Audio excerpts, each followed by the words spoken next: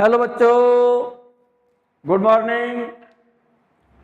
चलो बच्चों, आज हम इस वीडियो में एक नया टॉपिक लेकर के आए हैं,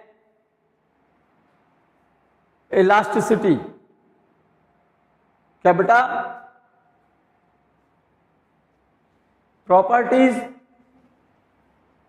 ऑफ मैटर और substance in bulk state. Substance की बल्क स्टेट मेरे बच्चे तीन होती हैं, सॉलिड, लिक्विड एंड गैसेस। तो मैं सबसे पहले बात कर रहा हूं मेरे बच्चे सॉलिड्स की।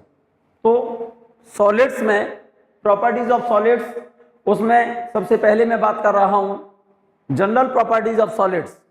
सबसे पहले मैं बात कर रहा हूं उसमें elasticity.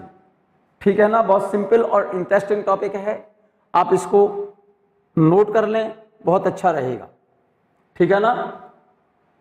Elasticity, the property by virtue of which a substance opposes the externally applied force and regains the original position after the removal of the force is called elasticity। ठीक है ना? फॉर एग्जाम्पल, जैसे हम ये कहें बच्चों, ध्यान से सुनिएगा, ये कोई स्प्रिंग है, स्प्रिंग। अगर हम इस स्प्रिंग को, एक एंड इसका फिक्स है, this is the normal length of spring, initially spring की नॉर्मल लेंथ है। अगर हम इस स्प्रिंग को फोर्स F लगाकर हम इसको स्ट्रेच कर दें, खींच दें, तो क्या पोजीशन होगी? जरा ध्यान से सुनना। जैसे ही हम इस पर फोर्स लगाएंगे स्ट्रेच करने के लिए, खींचने के लिए, ये फोर्स हमने F लगाया है, हमने इनिशियल पोजीशन स्प्रिंग की ये है और फाइनल पोजीशन स्प्रिंग की यहां तक ये है। ये चेंज इन लेंथ है स्प्रिंग का, यहां से लेकर के यहां तक। क्या बेटा? अगर हम किसी बॉडी पर बाहर से कोई फोर्स अप्लाई कर दें तो बॉडी का साइज और शेप चेंज हो जाता है।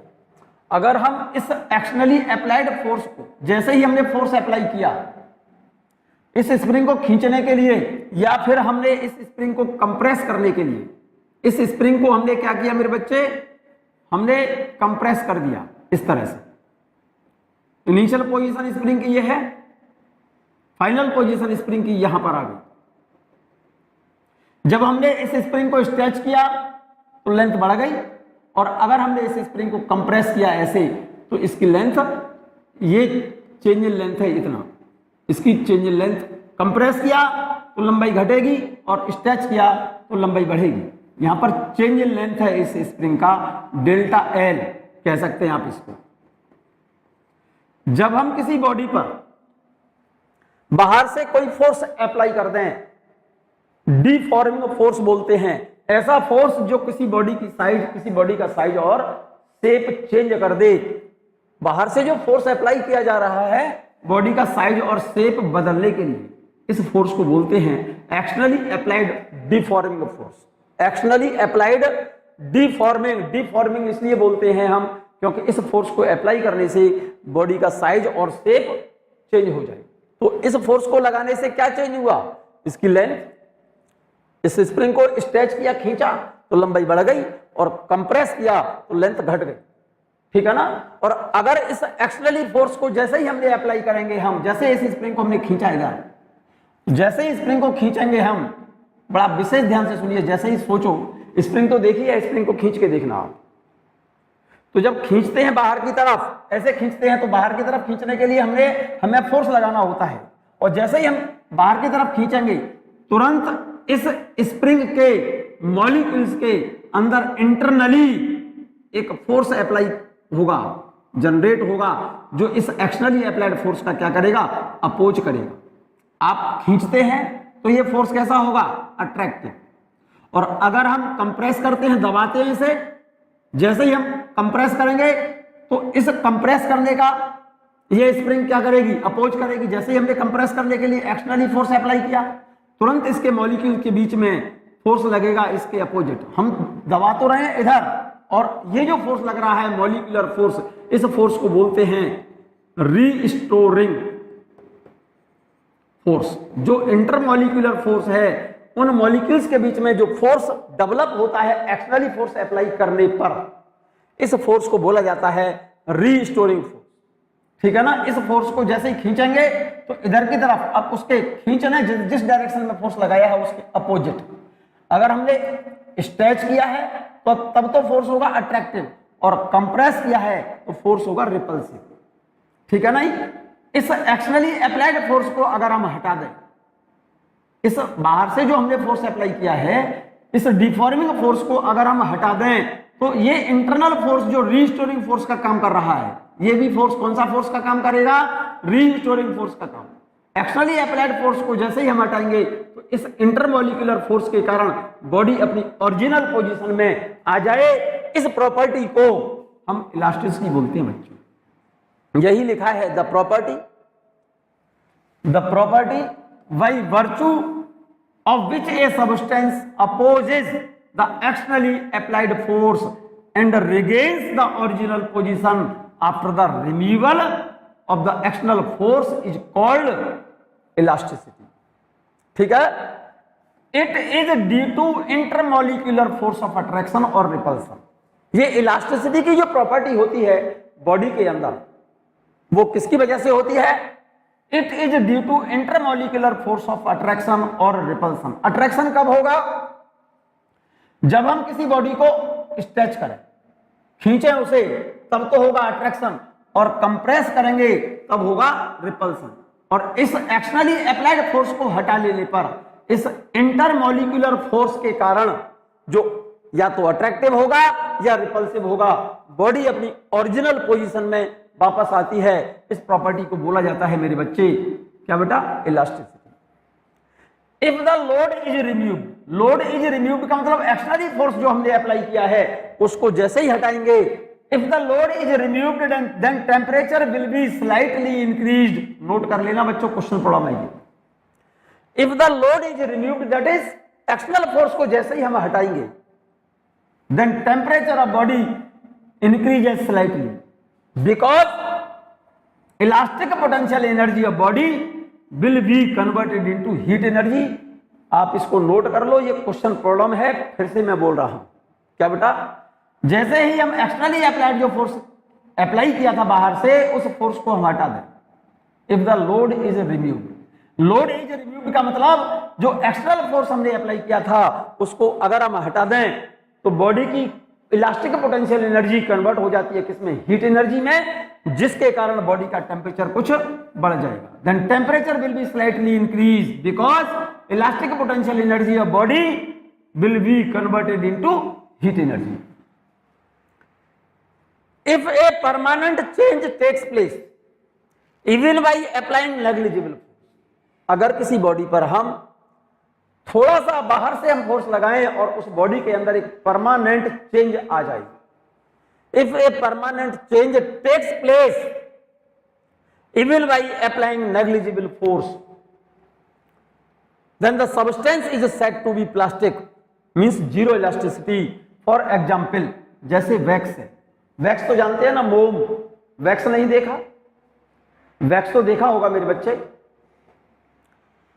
वैक्स को अगर हम थोड़ा सा दबा दें, मान लो ये वैक्स है, या वैक्स की ये कोई ब्लॉक है वैक्स का, मोम का, और इसको हमने दबा दिया, या गीली मिट्टी, ठीक है ना, उसको थोड़ा सा क्या कर दें? दबा दें, प्रेस कर दें, तो बॉडी के अंदर एक परमानेंट चेंज आ जाएगा। जैसे वैक्स को कंप्रेस कर दिया, दबा दिया आपने, तो वैक्स दबा का दबा रह जाएगा, वो अपनी ओरिजिनल पोजीशन में वापस नहीं आता। मतलब किसी बॉडी पर बाहर से थोड़ा सा फोर्स लगा देने पर अगर उस बॉडी के अंदर एक परमानेंट चेंज बना रह जाए, इस प्रॉपर्टी को बोलते हैं मेरे बच्चे, क्या बेटा? जीरो इलास्टिसिटी, और प्लास्टिक बॉडी बोलते हैं बेटा। कौन सी बॉडी? प्लास्टिक बॉडी और जीरो इलास्टिसिटी। फॉर एग्जाम्पल, जैसे वैक्स है, प्लास्टिसिन, प्लास्टिसिन समझते हैं ना, गीली मिट्टी, उसको थोड़ा सा वैक्स को या गीली मिट्टी ले लो आप और उसको थोड़ा सा दबा दो, तो वो जैसे ही कंप्रेस करेंगे, कंप्रेस करके फोर्स हटा लें, तो उसके अंदर एक परमानेंट चेंज आ जाएगा। इस प्रॉपर्टी को बोलते हैं बेटा प्लास्टिसिटी और zero elasticity. The rubber is slightly elastic, the rubber is slightly, rubber को दबाएंगे हम, क्या बेटा, और फोर्स हटा लें, ठीक है ना, ठीक है क्या नहीं। The rubber is slightly elastic, rubber कैसी है बेटा, रबर की इलास्टिसिटी कम होती है मेरे बच्चे, ठीक है। Iron is much more elastic than rubber, iron की इलास्टिसिटी रबर से ज्यादा होती है, rubber is slightly elastic, iron और रबर में आयरन की इलास्टिसिटी रबर से बहुत ज्यादा होती है। इसी वजह से तुमने देखा हो जो स्प्रिंग बनाते हैं ना वो किसकी अच्छी होती है, किसकी बनाते हैं, स्प्रिंग जो बनाई जाती है इसी वजह से स्टील की बनाई जाती है, न कि रबर की, क्योंकि रबर की इलास्टिसिटी स्टील से बहुत कम होती है। रबर इज स्लाइटली इलास्टिक लिखा है, रबर की इलास्टिसिटी बहुत बहुत बहुत कम है, किसके कंपैरिजन में, आयरन के कंपैरिजन में, इसीलिए स्प्रिंग की बनाई जाती है, आयरन की, क्योंकि आयरन की इलास्टिसिटी रबर से बहुत ज्यादा होती है। इस बात को समझो ठीक से, ठीक है ना। इसी वजह से स्प्रिंग जो बनाई जाती है, काय की बनाई जाती है, आयरन की बनाई जाती है। गर्डर देखे होंगे, गर्डर, गर्डर नहीं देखे, वो रबर के बनाते हैं या स्टील के, आयरन के बनाते हैं गर्डर, क्योंकि आयरन की इलास्टिसिटी किससे, रबर से ज्यादा है, रबर की इलास्टिसिटी बहुत कम है, ठीक है ना। मतलब आयरन की स्प्रिंग इसलिए बनाते हैं क्योंकि जैसे स्प्रिंग बना दिया, आपने सोफे वगैरह देखे हैं उसके अंदर स्प्रिंग लगी होती है मेरे बच्चे, आप बैठ गए उस पर तो दब जाता है ना सोफा, सोफा तो देखा होगा जिस पर बैठते हैं हम, उसके अंदर नीचे स्प्रिंग लगी होती है मेरे बच्चे, किसकी लगी होती है, उसके अंदर नीचे लगी होती है, किसकी होती है, वो आयरन की होती है। जैसे ही सोफे पर बैठे हम, दब गया वो नीचे, कंप्रेस हो गया, और जैसे ही हम खड़े हुए हटे वहां से तो तुरंत स्प्रिंग अपनी ओरिजिनल पोजीशन में वापस आ जाती है, ठीक है ना, जिससे उसके अंदर कोई परमानेंट चेंज नहीं रहता। और जिसमें परमानेंट चेंज नहीं चाहिए हमें, चेंज हो और एक्सटर्नल फोर्स हटा लेने पर बॉडी अपनी ओरिजिनल पोजीशन में आ जाए, उस प्रॉपर्टी को इलास्टिसिटी बोलते हैं। और एग्जैक्ट अपनी ओरिजिनल पोजीशन में आए, perfect elastic body, but practically it is not possible, but iron is much more elastic than rubber. अगर वो स्प्रिंग काय की होती, रबर की होती, हम उसको कंप्रेस करते, बैठ गए हम, उसको कंप्रेस हो जाती, थोड़ी देर बैठे रहे, फिर हम उससे हटे तो एग्जैक्ट अपनी ओरिजिनल पोजीशन में नहीं आती रबर, कुछ परमानेंट चेंज उसमें बना रह जाए। और बार बार बैठेंगे तो पता चला कुछ दिन बाद वो सोफा क्या हो गया, बिल्कुल नीचे बैठ गया, ठीक है ना। चलिएगा, इबोरी, इबोरी कहते हैं हाथी दांत को, इबोरी एंड क्वार्ट्ज और इबोरी and quartz are in elastic body. इबोरी और क्वार्ट्ज कैसी बॉडी है, इन इलास्टिक बॉडी है। मतलब इबोरी और क्वार्ट्ज जो होते हैं, इबोरी कहते हैं हाथी दांत को, क्वार्ट्ज मटेरियल है ग्लास जैसा, और ये इन इलास्टिक बॉडी है। इन इलास्टिक बॉडी का मतलब होता है जिस पर फोर्स लगाएं तो उनके मॉलिक्यूल के बीच की सेपरेशन चेंज ना हो। एक हुक्स लॉ पढ़ा था आपने, F = K डेल्टा X, ठीक है ना, for in elastic body, for in elastic body, for in elastic body, for in elastic body. In elastic body के लिए K मेरे बच्चे इंफिनिटी होता है, तो डेल्टा X क्या होगा, F/K, K की जगह पर क्या लिख देंगे, इन्फिनिटी, तो change in separation between molecules से 0। तो जो इन इलास्टिक बॉडी हैं, इबोरी और क्वार्ट्ज इन इलास्टिक बॉडी है, और इन इलास्टिक बॉडी पर, क्योंकि इन इलास्टिक बॉडी के लिए K इन्फिनिटी होता है, और उन बॉडी पर अगर बाहर से हम कोई फोर्स लगा दें, फोर्स लगाएं, क्योंकि उनके लिए K इन्फिनिटी है, उनको कंप्रेस करेंगे तो उनके मॉलिक्यूल्स के बीच की सेपरेशन में कोई चेंज नहीं आएगा। अगर हम कंप्रेस करते हैं, बाहर से फोर्स लगाते हैं, तो मॉलिक्यूल्स के बीच की सेपरेशन ना तो बढ़ेगी ना घटेगी, change in separation between molecule is 0। Force लगाएंगे तो क्या होगा, परमानेंट वो ब्रेक हो जाएगी, तुरंत टूट जाएगी वो बॉडी। इसीलिए इबोरी और क्वार्ट्ज जो होते हैं, इन पर एक्सटर्नली अप्लाइड फोर्स अगर हम बाहर से लगाते हैं, एक्सटर्नली फोर्स अप्लाई करते हैं, तो उनके अंदर क्या जाते हैं, ब्रेक हो जाएगी, टूट जाएगी वो बॉडी। उसमें इलास्टिसिटी 0 इलास्टिसिटी होती है, और जिसके अंदर 0 इलास्टिसिटी है उसको बोलते हैं हम perfectly in elastic body. Clear है?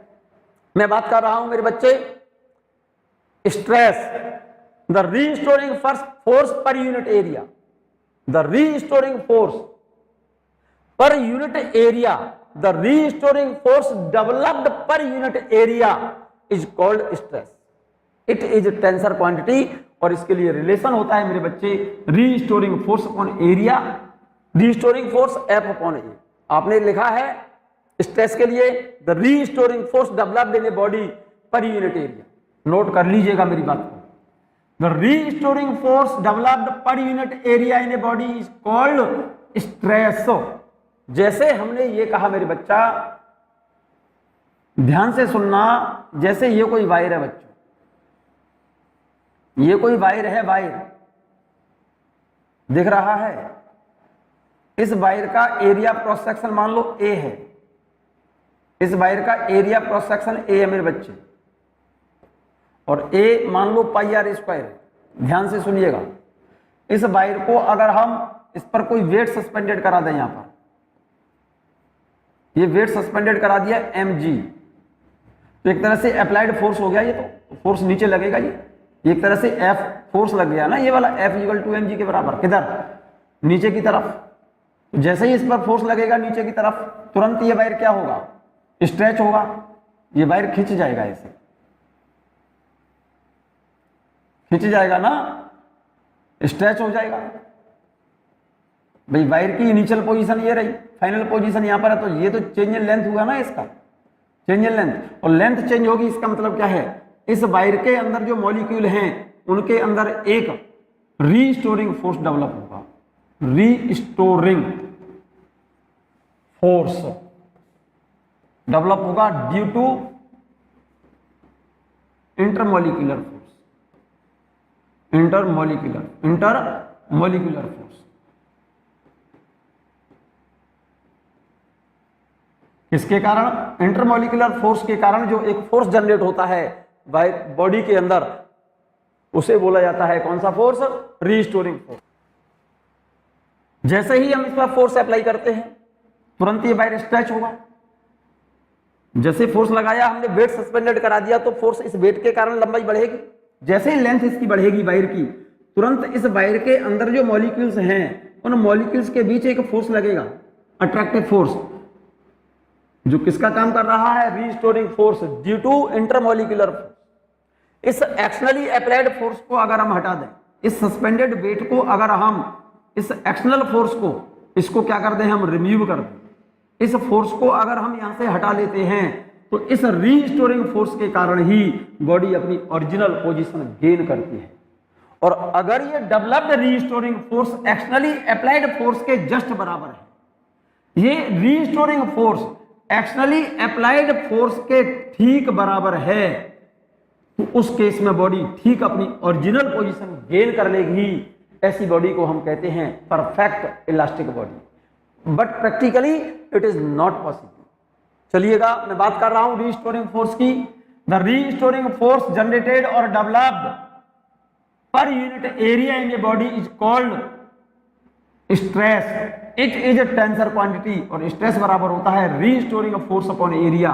Force upon area, restoring force just force applied, जो अप्लाई किया है फोर्स, ये रीस्टोरिंग फोर्स अप्लाइड फोर्स के जस्ट बराबर है विद इन इलास्टिक लिमिट। तो रीस्टोरिंग फोर्स को लिख दिया है हमने, force applied upon area on which force is applied. भाई रीस्टोरिंग फोर्स का मान अगर एग्जैक्ट एक्सटर्नली अप्लाइड फोर्स के बराबर है, तभी बॉडी को हम कैसी बॉडी मानते हैं, परफेक्ट इलास्टिक बॉडी। तो स्ट्रेस के लिए फॉर्मूला देखिएगा, restoring force per unit area, restoring force upon area, force F upon A। तो ये फोर्स कौन सा है, restoring force. If restoring force just equal to force applied upon area on which force is applied. ये area उस surface का लेते हैं मेरे बच्चे, ये जो एरिया लिया है आपने उस सरफेस का लेते हैं हम जिस सरफेस पर ये फोर्स अप्लाई किया है। जैसे ये वायर है, तो इस वायर के इस वाले एंड पर हमने फोर्स लगाया, ये वाला F, तो इस वाले एंड का हम क्या लेंगे, हम एरिया लेंगे। हम जैसे वायर है, सिलिंड्रिकल वायर है, तो इस एक ही जगह पर हम क्या लिखेंगे, इस एक ही जगह पर लिखा जाएगा फिर पाई आर स्क्वायर। ये एरिया हम केवल उसी सरफेस का लेते हैं मेरे बच्चे जिस सरफेस पर फोर्स अप्लाई किया है। क्लियर है? Restoring force, a force which brings a body to its original position is called restoring force. क्या बेटा? किसी बॉडी से एक्सटर्नली अप्लाइड फोर्स को हटा देने पर उस बॉडी के अंदर जो फोर्स डेवलप हुआ है, जिसके कारण बॉडी अपनी ओरिजिनल पोजीशन में वापस लौटती है, वापस आती है, उस फोर्स को बोला जाता है restoring force. A force which brings a body to its original position after removal externally applied force is called restoring force. Stress are of three types. Stress हमारा तीन तरह का है बेटे, एक तो लॉन्गिट्यूडनल, एक वॉल्यूम और एक shearing. Stress are of three types. Longitudinal stress, it is the length of wire changes but volume and shape of wire does not change. For example stretching of a wire. आपने कहा stress हमारे तीन तरह के हैं। पहला मैं बात कर रहा हूं longitudinal stress. In it the length of wire will change, in it the length of wire will change but volume and shape of wire does not change. For example, जैसे stretching of a wire, किसी wire को जैसे stretch करना। कोई wire है, इसकी original length और इसका एरिया क्रॉस सेक्शन ए है, और इस वायर पर हमने यहां पर कोई वेट सस्पेंडेड करा दिया। इस वायर पर हमने कोई वेट सस्पेंडेड कराया, यहां पर इस पर फोर्स अप्लाई होगा। वेट सस्पेंडेड वेट बराबर क्या होगा? mg applied force. तो इस वेट के कारण इस वायर की लंबाई बढ़ जाएगी बेटे, बच्चे लेंथ बढ़ेगी। लॉन्गिट्यूडनल का मतलब होता है जिस डायरेक्शन में फोर्स लगाया है उसी डायरेक्शन में उस बॉडी के अंदर चेंज आ रहा हो। तो ये क्या चेंज हो रहा है? इसकी लेंथ बदल रही है। किसके कारण? किस डायरेक्शन में? फोर्स की डायरेक्शन में। किसकी डायरेक्शन में? इसीलिए इसके अंदर जो स्ट्रेस डेवलप होगा वो लॉन्गिट्यूडनल का मतलब होता है जिस डायरेक्शन में फोर्स है उसी डायरेक्शन में चेंज आ रहा है। इसीलिए इस वर्ड को बोला है आपने लॉन्गिट्यूडनल। और स्ट्रेस का मतलब है longitudinal stress equal to applied force within elastic limit. Longitudinal stress equal to applied force upon area on which force is applied. यही लिखा है मैंने बच्चे, longitudinal stress equal to force upon area. और stretching of a wire की बात कर रहा हूं तो applied force F upon area, जिस पर फोर्स लगाया गया है, और सिलिंड्रिकल वायर है तो उसका एरिया लेंगे हम पाई आर स्क्वायर। और अप्लाइड फोर्स सस्पेंडेड वेट के बराबर है तो F की जगह पर जरूरत पड़ने पर हम लिख सकते हैं mg। क्लियर है? दूसरा स्ट्रेस है बच्चे volume stress. In it volume of body changes but shape of body does not change. For example immersion of A rubber ball in water. और ये पॉइंट नोट करने के लिए बच्चों बहुत इंपॉर्टेंट है, जिसकी वजह से आपसे क्वेश्चन प्रॉब्लम आएंगी और वो क्वेश्चन सॉल्व नहीं होंगे आपसे। Volume stress, in it volume of body changes but shape of body does not change. For example immersion of rubber ball in water. और वॉल्यूम स्ट्रेस बराबर होता है मेरे बच्चे change in pressure. For example जरा गौर से देखिएगा, यहां पर जैसे कोई रबर बॉल है, ये इसका इनिशियली वॉल्यूम V मान लो 4/3 पाई आर क्यू। जरा गौर से समझना मेरी बात, ठीक है? और इसको हमने पानी में इमर्ज करा दिया। किसके अंदर? पानी में। तो क्या होगा? जब ये पानी में नहीं है तो ऊपर प्रेशर किसका था? एयर प्रेशर था। जब हमने इसको पानी में इमर्ज करा दिया तो पता चला इसका वॉल्यूम घट गया। ये वॉल्यूम जो चेंज आ रहा है, यहां से यहां तक जो वॉल्यूम में चेंज आ रहा है, वे किसके कारण? वाटर का जो प्रेशर पड़ रहा है ना इस पर, ये जो वॉल्यूम में चेंज आ रहा है, इतना वॉल्यूम जो बदल करके घट करके इतना हो गया, कम हो गया, ठीक है नहीं? तो इसका वॉल्यूम जैसे मान लो पहले इसकी रेडियस कैपिटल आर है, अब रेडियस जो है डेल्टा आर कम हो गई मान लो, या ऐसे कहो ये वाली रेडियस मान लो स्मॉल आर है, तो बाद का वॉल्यूम कितना है मेरे बच्चे? बाद का वॉल्यूम V फाइनल, ये V initial is equal to 4/3 pi r cube. तो चेंज इन वॉल्यूम कैसे निकालेंगे? Change in volume, initial volume minus of final volume. किसके कारण हुआ? चेंज इन प्रेशर के कारण। क्योंकि ये वॉल्यूम चेंज क्यों हुआ? क्योंकि पानी का जो प्रेशर आ रहा होगा इस पर एक्स्ट्रा से जो प्रेशर आ रहा होगा उसके कारण वॉल्यूम चेंज हुआ। तो इसका वॉल्यूम स्ट्रेस बराबर होगा volume stress is equal to होता है force per unit area, force per unit area, और ये बराबर किसके होना चाहिए? चेंज इन प्रेशर के बराबर होना चाहिए। Change in pressure, change in pressure, ठीक है ना? चेंज इन प्रेशर यही लिखा है मेरे बच्चे। तो चेंज इन प्रेशर किसका होगा? इस वाटर कॉलम का जो एक्स्ट्रा से प्रेशर आ रहा होगा वही चेंज इन प्रेशर होगा। तो वॉल्यूम स्ट्रेस बराबर होता है, हमेशा के लिए ध्यान रखना, change in pressure. Third stress क्या है मेरे बच्चे? Shearing stress. In it shape of body changes but volume of body does not change. For example twisting of a wire. मैं समझाता हूं आपको। Shearing stress, in it shape of body will change but volume of body does not change. For example twisting of a wire. Twisting of a wire का मतलब है, जैसे मान लो ये कोई वायर है बच्चों, ये वाला कोई वायर है, जरा ध्यान से सुनिएगा।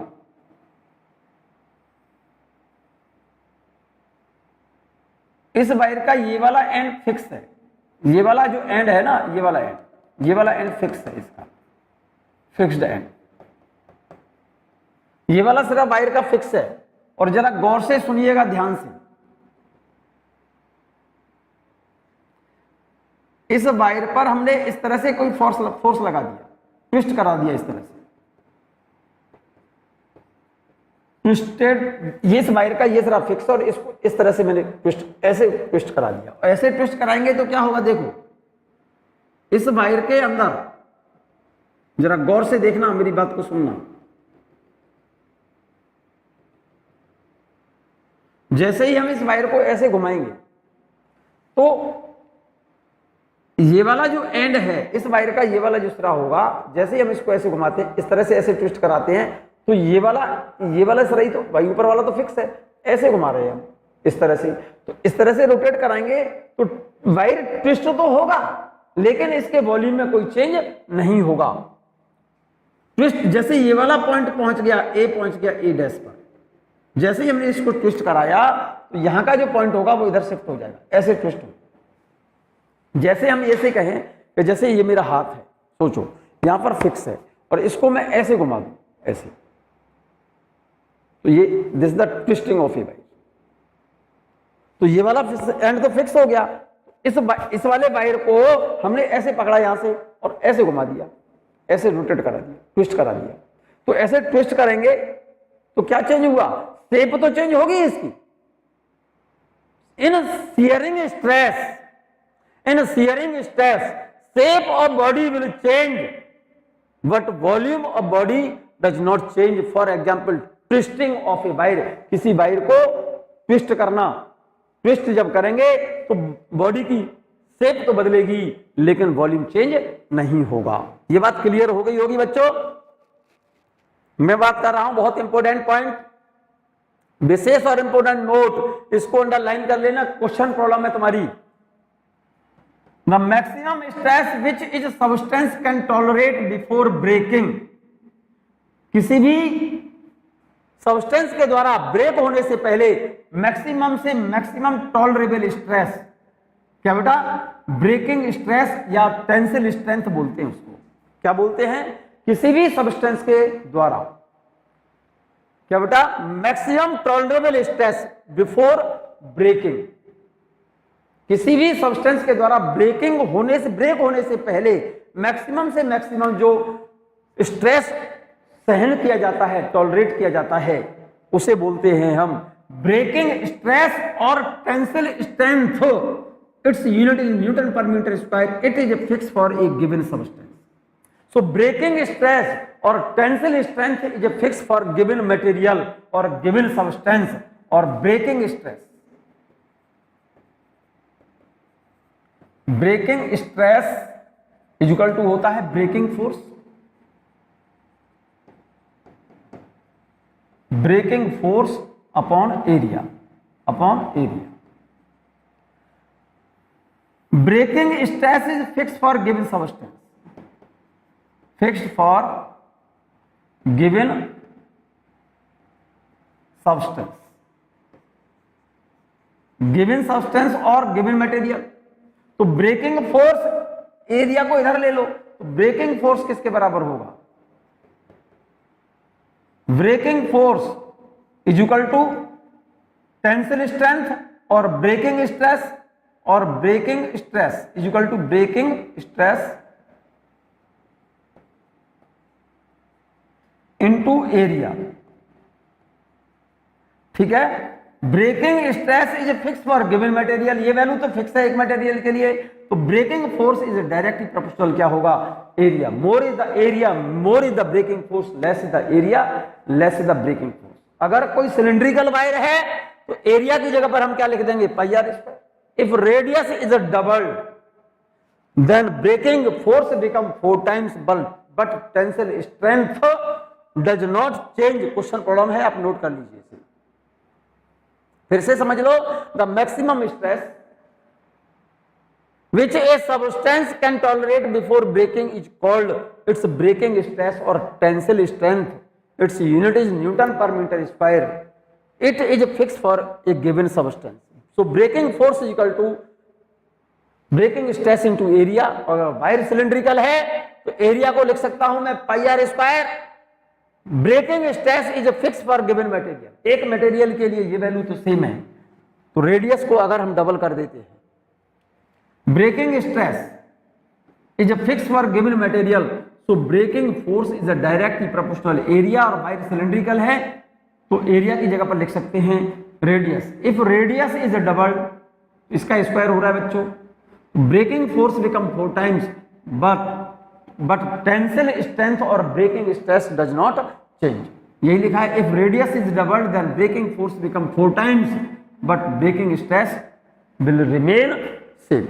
मैं बात कर रहा हूं strain. Fractional change in dimensions of a body is called strain, it has no unit. Strain are of 4 types. Strain हमारी 4 तरह की है, स्ट्रेस हमारे 3 है। स्ट्रेस हमारे 3 बताए मैंने, एक तो लॉन्गिट्यूडनल स्ट्रेस, दूसरा volume stress, third shearing stress. Longitudinal stress in it length of wire will change but volume does not change. For example stretching of a wire, ठीक है ना। दूसरा बताया volume stress, in it volume of body will change but shape does not change. For example immersion of A rubber ball in water. और third बताया shearing stress, in it shape of body will change but volume does not change. For example twisting of a wire, ठीक है ना। मैंने एक और important point note किया, note के फॉर्म में लिख लें आप इसे। The maximum stress which a substance can tolerate before breaking is called breaking stress or tensile strength. Its unit is Newton per meter square. It is fixed for a given material. So breaking force is equal to breaking stress into area. Wire अगर cylindrical है तो area की जगह पर लिख सकते हैं हम pi r square. If radius is double, 2 का स्क्वायर करेंगे तो 4 गुना हो जाएगा, तो breaking force become 4 times but breaking stress और tensile strength does not change. Strain की बात कर रहा हूं मैं। Strain are of 4 types. Strain होता क्या है बेटा? Fractional change in dimensions of a body is called strain, it has no unit. Strain are of 4 types.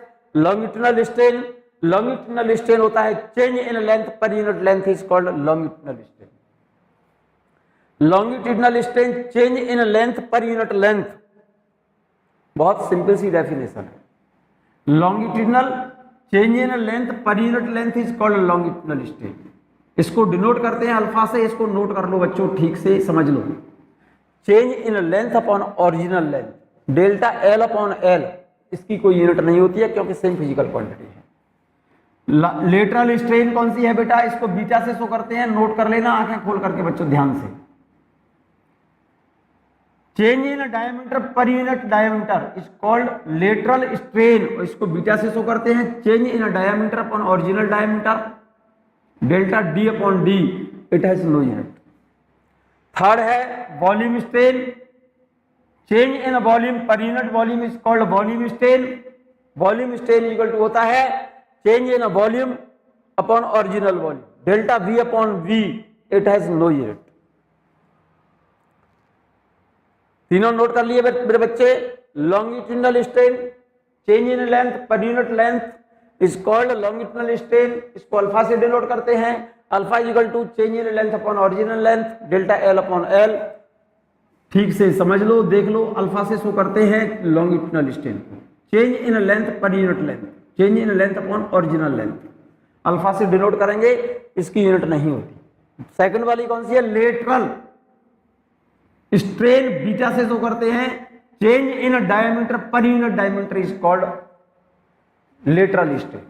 मैं बात कर रहा हूं, ध्यान दे जरा गौर से। जैसे ये वायर है, इस वायर का ओरिजिनल डायमीटर डी है और ओरिजिनल लेंथ इसकी एल है, और इस वायर को यहां से फोर्स लगा के हमने खींच दिया, तो जैसे ही खींचेंगे तो इस डायरेक्शन में तो लेंथ बदलेगी और इस डायरेक्शन में डायमीटर बदलेगा, तो वायर कैसा हो जाएगा? पतला हो जाएगा। इस डायरेक्शन में फोर्स लगाने से क्या बदली? इस डायरेक्शन में तो बदलेगी लंबाई और इधर बदलेगा डायमीटर। इधर भाई जैसे वायर को खींचा ऐसे, तो इधर तो लंबाई बढ़ेगी और फोर्स लगाने के परपेंडिकुलर डायरेक्शन में, फोर्स इधर लगाया है, इसके परपेंडिकुलर डायरेक्शन में वायर पतला हो गया, तो इस डायरेक्शन में डायमीटर चेंज होगा। ओरिजिनल डायमीटर डी है और चेंज इन डायमीटर मान लो D minus delta D, delta D. तो डेल्टा डी क्या चीज है? Change in diameter. Delta D ये चेंज इन डायमीटर है, चेंज इन डायमीटर, ठीक है ना? Yes. Lateral strain, change in diameter per unit diameter is called lateral strain. Change in diameter upon original diameter delta D upon D, it has no unit. Volume strain, change in volume per unit volume is called volume strain. Formula है change in volume upon original volume delta V upon V, it has no unit. Fourth है मेरे बच्चे shearing strain, और angle of shear बोलते हैं बच्चे इसको। Shearing strain और angle of shear, it is the angle between the initial state and displaced state is called shearing strain और angle of shear। बहुत सिंपल सी डेफिनेशन है, अगर आप देख सकते हो बच्चों तो बहुत इंपॉर्टेंट डेफिनेशन है। shearing strain और angle of shear, angle of shear, it is the angle between the initial state and displaced state is called shearing strain। जैसे आपने फिगर बनाया हुआ है तो बना लो, नहीं बनाया है तो मैं यहां पर बना रहा हूं, जरा गौर से देखना।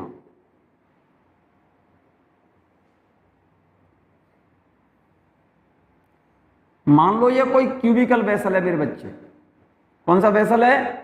कोई क्यूबिकल वेसल है मान जाओ, और इस वेसल का ये वाला एंड फिक्स है, फिक्स्ड प्लेन, ये वाला प्लेन समझ लो, ठीक है। अब हमने इस प्लेन के, इस क्यूबिकल वेसल के इस वाले एंड पर हमने कोई साइड से यहां पर टेंजेंशियल फोर्स अप्लाई कर दिया। भाई नीचे वाला प्लेन तो फिक्स कह रहा हूं मैं, अरे क्यूबिकल वेसल मान लो आप इसको। जैसे ये कोई क्यूबिकल वेसल है, ये वाला, ये वाली साइड, ये साइड, ये साइड, ये साइड, ठीक है ना, और ये वाली साइड बराबर मान लो आप, और ये वाला एंड फिक्स है, ये वाला सर आप फिक्स मान लो इस वाले एंड को, और इस वाले ऊपर वाले सिरे पर हम इस तरह से फोर्स लगा रहे हैं, ऐसे ऐसे फोर्स लगा रहे हैं, टेंजेंशियल फोर्स लगा रहे हैं इस तरह से। तो उसकी पोजीशन क्या होगी अब क्यूबिकल वेसल की? इस तरह से फोर्स लगाएंगे तो जरा गौर से देखो, ये वाला सिरा तो यहां शिफ्ट हो गया, ये वाला एंड यहां शिफ्ट हो गया, ये एंड यहां पर शिफ्ट हो गया यहां पर, और ये सिरा यहां पर शिफ्ट हो गया। तो पोजीशन क्या हो जाएगी? देखो ये पोजीशन हुई डिस्प्लेस्ड पोजीशन। कौन सी पोजीशन? ये तो इनिशियल पोजीशन है बच्चों, पहली डार्क लाइन से जो बनाया है ना मैंने, वो तो इनिशियल पोजीशन है, और ये डॉटेड लाइन से बनाया है मैंने, ब्रोकन लाइन से जो बनाया है, ठीक है ना, ये कौन सी है पोजीशन? Displaced position. तो ये तो पोजीशन कौन सी है? यहां से यहां तक तो डिस्प्लेस्ड पोजीशन है, और ये कौन सी पोजीशन थी? Original position. Original position, initial position तो ये हो गई, और डिस्प्लेस्ड पोजीशन ये हो गई। भाई पहले इनिशियली ये वाला एंड यहां पर है, अब डिस्प्लेस होकर के यहां हो गया, तो इनिशियल पोजीशन और डिस्प्लेस्ड पोजीशन के बीच में ये वाला जो एंगल है, या ऐसे कहिए ये वाला जो एंगल है, या ऐसे कहिए ये एंगल, मतलब ये वाली जो दीवारें हैं ना ऐसे डिस्प्लेस हो गई। ये वाली जो दीवार है ना, ये वाली दीवार, ये वाली दीवार है ना, ये वाली, ये डिस्प्लेस होकर के ऐसे चलेगी, ये डिस्प्लेस ऐसे हुई। तो डिस्प्लेस्ड पोजीशन और इनिशियल पोजीशन के बीच का जो एंगल होगा, डिस्प्लेस्ड पोजीशन तो ये हो गई और इनिशियल पोजीशन पहले थी, डिस्प्लेस्ड पोजीशन और इनिशियल पोजीशन, ठीक है ना। Initial state and displaced state के बीच में जो एंगल बनेगा उस एंगल को बोलते हैं हम एंगल ऑफ शियर। इस एंगल को बोलते हैं हम एंगल ऑफ शियर या फिर एंगल ऑफ शियर या शियरिंग स्ट्रेन बोलते हैं मेरे बच्चे। क्या बोलते हैं? Shearing strain. It has no unit. तो डिस्प्लेस्ड पोजीशन एंगल कैसे निकालेंगे बच्चे हम? ये वाला एंगल कैसे पता करेंगे भाई? डिस्प्लेस्ड पोजीशन तो यहां से यहां पर है ना, यहां से यहां तक, तो ये मान लो डिस्प्लेस्ड पोजीशन स्मॉल एल है, ये वाली डिस्टेंस स्मॉल एल है, तो ये वाली डिस्टेंस स्मॉल एल ही तो होगी ये वाली डिस्टेंस। तो ये एंगल कैसे निकालेंगे? एंगल बराबर होता है आर्क अपॉन इस डिस्टेंस को रेडियस मान सकते हैं, यही तो एंगल होगा। तो ये एंगल तो हर जगह पर ये बराबर बराबर होगा। तो ये एंगल बराबर क्या होगा? डिस्प्लेस्ड डिस्टेंस ये वाली अपॉन ओरिजिनल पोजीशन ये रही। तो ये डिस्प्लेस्ड पोजीशन तो स्मॉल एल और ओरिजिनल पोजीशन ये एंगल कहलाएगा। तो इस एंगल के लिए इस डिस्प्लेस्ड डिस्टेंस को हम आर्क मान सकते हैं ना। तो ये आर्क अपॉन ये डिस्टेंस रेडियस हो गई, arc upon radius, angle of shear बोलते हैं इसको। क्या बोलते हैं? Angle of shear. मैं बात कर रहा हूं मेरे बच्चे हुक्स लॉ की। बहुत सिंपल सा है, इंपोर्टेंट है, नोट कर लीजिएगा, काम की चीज है। It state that within elastic limit, it is that limit within which the body regains and beyond which the body does not regain its original size and shape after removing deforming force. Stress is a directly proportional strain. Hooke's law ये है बेटे, within elastic limit. Hooke's law it states that within elastic limit stress on a body is a directly proportional to strain. Note कर लो इस law को।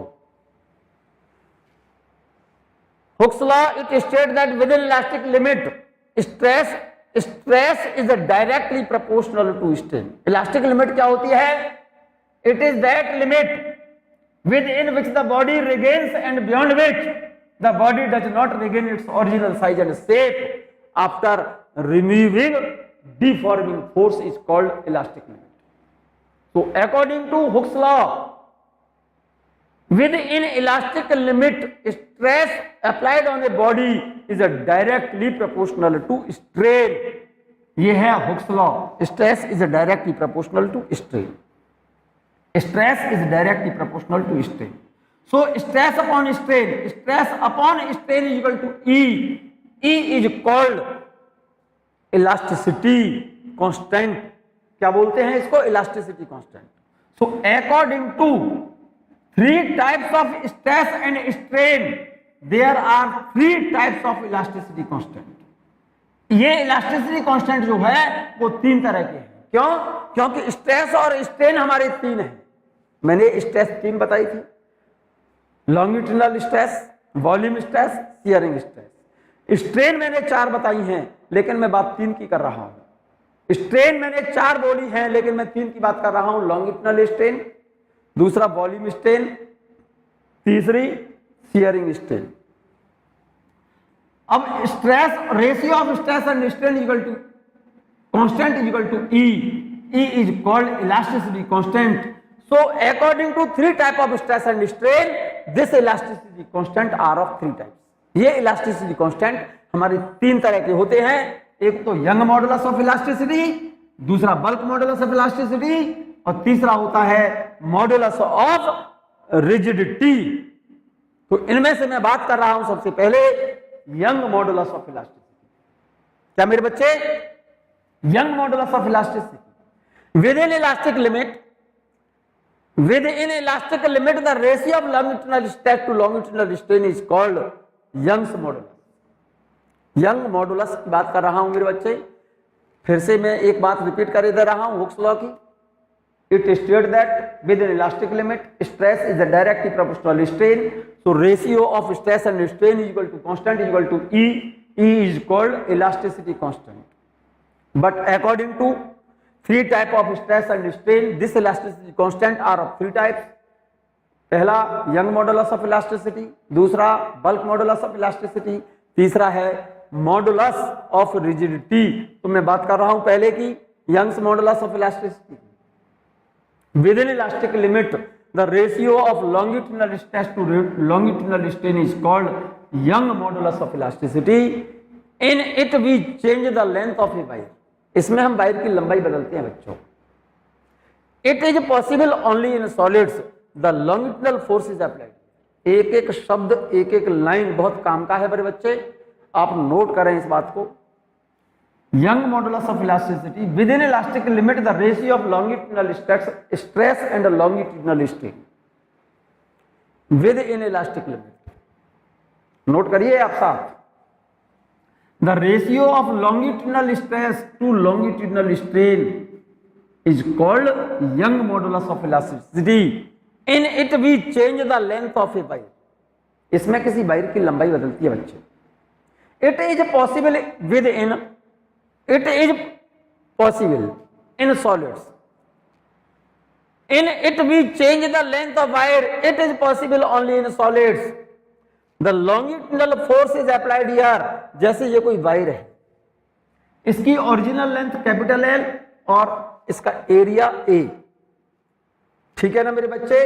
और suspended मैंने wait suspended करा दिया है, mg कह सकते हैं हम इसको। तो ये अप्लाइड फोर्स हो गया इस डायरेक्शन में F के बराबर। तो यहां पर F बराबर क्या लिख सकता हूं मैं, mg। तो जैसे ही फोर्स लगाओगे तो फोर्स की डायरेक्शन में इसकी लेंथ बदलेगी, इसीलिए longitudinal force is applied here. Longitudinal का मतलब जिस डायरेक्शन में फोर्स लगाया है उसी डायरेक्शन में वायर की क्या बदलेगी, लंबाई। तो यहां पर फॉर्मूला लगाया जाएगा longitudinal stress upon longitudinal strain. Longitudinal stress बराबर होता है फोर्स अपॉन एरिया, और लॉन्गिट्यूडिनल स्ट्रेन में बता चुका हूं change in length upon original length. तो ये कैपिटल L को ऊपर ले जाओ, F into L upon A into change in length small l।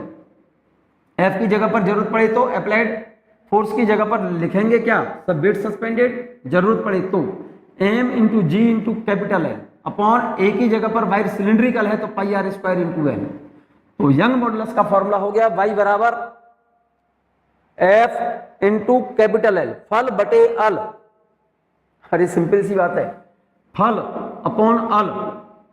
ये तो अप्लाइड फोर्स है, कैपिटल L ओरिजिनल लेंथ है इसकी, upon A area of cross section. Cylindrical wire के लिए पाई आर स्क्वायर लिखेंगे एरिया को। स्मॉल l क्या है मेरे बच्चे, चेंज इन लेंथ है, ये बस अच्छे से ध्यान रखना, ठीक है ना। इसकी यूनिट क्या हो गई मेरे बच्चे, देख इसकी यूनिट से इसकी यूनिट कट जाएगी, L की यूनिट से L की यूनिट कट जाएगी। फोर्स की यूनिट होती है न्यूटन और एरिया की होती है मीटर स्क्वायर। तो यंग मॉडुलस और मॉडुलस ऑफ इलास्टिसिटी और मॉडुलस ऑफ रिजिडिटी, ठीक है नहीं, इन सभी की यूनिट क्या होगी, न्यूटन पर मीटर स्क्वायर, ठीक है ना। डायमेंशनल फॉर्मूला क्या निकल आएगा मेरे बच्चे, बोलो, ml-1t-2। भाई फोर्स की डायमेंशन क्या होती है, mlt-2 अपॉन एरिया की L2, ठीक है ना। तो ml-1t-2। Definition of young modulus, definition of young modulus, इस फॉर्मूले को जरा गौर से देखो ऊपर वाले। If area of cross section of wire is unity and change in length of wire is equal to its initial length, then y is equal to f। इस रिलेशन में जरा लिख के दिखा दो इस वैल्यू को। अरे भाई y बराबर क्या हो गया, फल अपॉन अल। ये तो ओरिजिनल लेंथ है, ये चेंज इन लेंथ है। If a is equal to 1 and change in length is equal to original length, तो इसमें y बराबर f इंटू कैपिटल L की जगह पर क्या लिख देंगे, स्मॉल l, या कैपिटल L की जगह पर कैपिटल अपॉन L और a की जगह पर 1 और इंटू स्मॉल l की जगह पर कैपिटल L लिख दो, ठीक है ना। तो y बराबर f हो जाएगा। Young modulus of a substance is numerically equal to force required to increase the length of wire। और दूसरी डेफिनेशन समझिए फिर से एक बार और समझिए इस बात को। Young modulus of a substance is numerically equal to force required to double the length. भाई लेंथ डबल ही तो होगा, change in length original length के बराबर है। So young modulus of a wire is numerically equal to force required to double the length of a wire of unit area of cross section of that material within elastic limit। Clear? फिर से समझ लो इस बात को। Young modulus is numerically equal to force required to double the length of a wire of unit area of cross section of that material within elastic limit। Young modulus is numerically equal to force required to double the length of wire of given material within elastic limit। Young modulus, ये definition जो है ना, ये question problem में लिखी हुई है, ये बात समझ लो अच्छे से इस बात को। Young modulus is equal to numerically equal to force required to double the length of a wire of unit area of cross section of given material within elastic limit।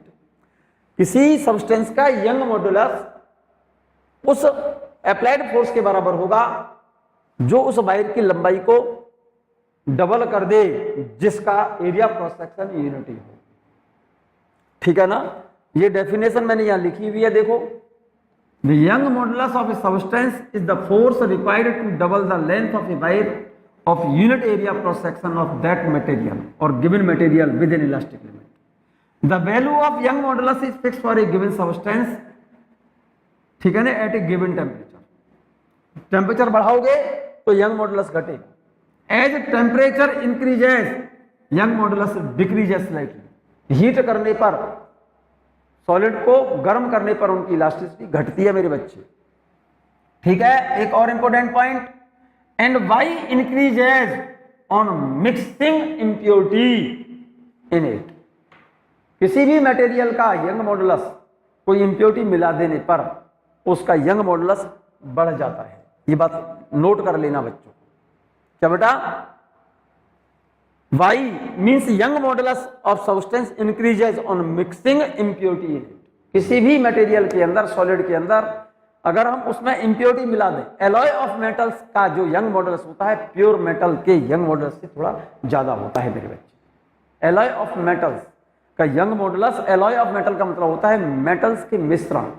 तो किसी मेटल के अंदर अगर किसी मेटल की impurity मिला दें तो उसका यंग मॉडुलस क्या हो जाएगा? इंक्रीज कर जाता है, बढ़ जाता है। ठीक है ना बच्चों? इस वीडियो लेक्चर को आप 1-2 बार सुने और इसको नोट कर लें।